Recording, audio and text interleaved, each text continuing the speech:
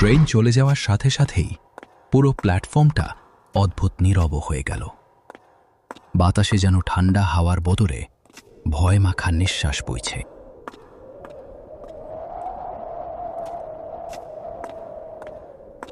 এই সোমা, তোর বাস কোথায়? এখানে তো সব অন্ধকার।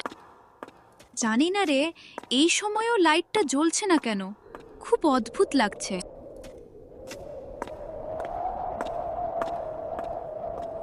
কে কে ওখানে?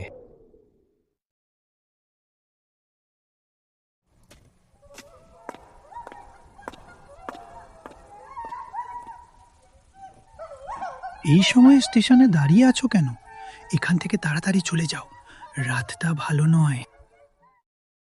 কেন, কি হয়েছে?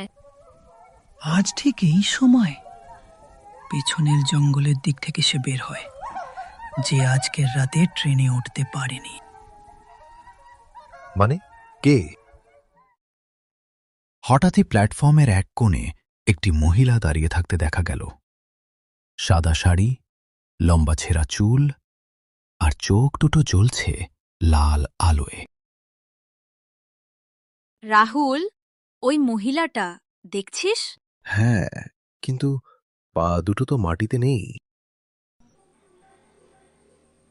আমার আমার আমার ট্রেন ট্রেন ট্রেন চাই চাই চাই, আমাকে আমাকে ফিরতে দাও।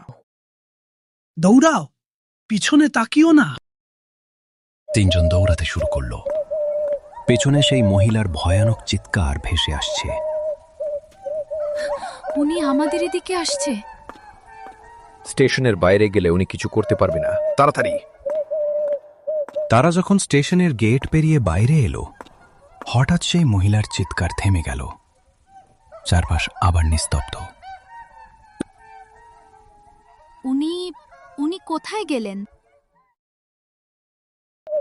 এই স্টেশন তার শেষ যাত্রার জায়গা।